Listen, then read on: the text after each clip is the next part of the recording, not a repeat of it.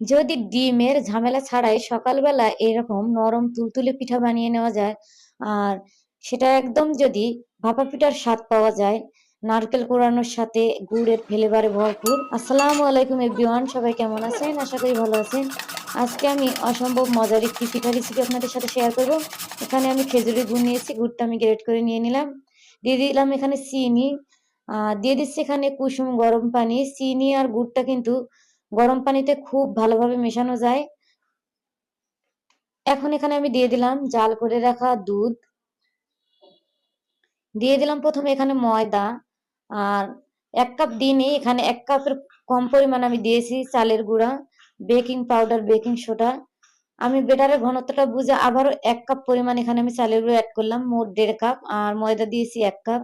এখানে আমি তেল দিয়ে দিলাম, রান্নার তেল। সবকিছু ভালোভাবে মিশিয়ে নিব। আর যেভাবে আমরা কেক বানিয়ে নেই, এই বেটারটা কিন্তু ঠিক ঘনত্বটা এইভাবে বানিয়ে নিলাম, ডিম ছাড়াই। ঢাকনা দিয়ে সাইডে 20 মিনিট রাখার পরে এখন আমি যে 4টা বাটিতে পিঠাটা বানিয়ে নিব, একটু তেল দিয়ে ব্রাশ করে নিলাম, তাতে খুব সহজে উঠে আসবে। এখন আমি বেটারগুলো প্রত্যেকটা বাটির মধ্যে দিয়েছি। এখন তার উপর দিয়ে আমি নারকেল কোড়ানো দিয়ে দিচ্ছি। নারকেল কোড়ানো দিলে এই পিঠাটা খেতে কিন্তু খুবই মজার, টেস্টি হয়। আপনারা অবশ্যই নারকেলটা দেওয়ার চেষ্টা করবেন। আর এখন আমি গরম পানিতে কিন্তু পিঠাটা ভাপিয়ে নিব। খুব সহজভাবে এই রেসিপিটা আপনারা বানিয়ে নিতে পারবেন সকাল কিংবা বিকালে। আর শীতের দিনে তো কোনো তুলনাই হয় না। পিঠাগুলো হয়ে গেছে আমার, আমি একটা কাঠি দিয়ে চেক করে নিলাম, একদম ভেতরটা ক্লিন এসেছে। এখন আমি এটা আপনাদের পরিবেশন করে দেখিয়ে দিব। এই দেখুন, বাটি থেকে কিন্তু খুব সহজে এটা উঠানো যাইতেছে। আজকের রেসিপিটা যদি ভালো লাগে অবশ্যই শেয়ার করে দিবেন। আমি আপনাদের পরিবেশন করে দেখিয়ে দিচ্ছি, দেখুন বাহির সাইডটাও কিন্তু খুব সুন্দর হয়েছে। আর উপরটা দেখতে কিন্তু দেখেই আপনারা বুঝে নিতে পারতেছেন যে একদম প্রত্যেকটা পিঠাই কিন্তু ফেটে গিয়েছে।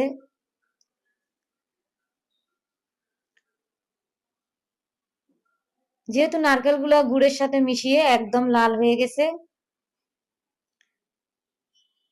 প্রত্যেকটা পিঠাই কিন্তু আমার এখানে ফেটে গিয়েছে, আপনারা দেখতেই পাচ্ছেন। তার মানে ভেতরটা কতটা সফট হয়েছে। আশা করি রেসিপিটা ভালো লেগেছে। রেসিপিটা ভালো লাগলে লাইক কমেন্ট করে দিবেন। আর আপনি কোথা থেকে আমার ভিডিওটি দেখছেন তা মন্তব্য করুন, যাতে আপনাকে আমি ধন্যবাদ দিতে পারি। এখন আমি পিঠাটা কেটে আপনাদের দেখিয়ে দিব যে ভেতরটা কতটা সফট হয়েছে। এই দেখুন, একদম নরম তুলতুলে। এই পিঠাটা অল্প উপকরণে আপনারাও বানিয়ে একবার হলে বাসায় ট্রাই করে দেখবেন, আর আমাকে কমেন্ট করে জানাবেন যে রেসিপিটা কেমন হয়েছে।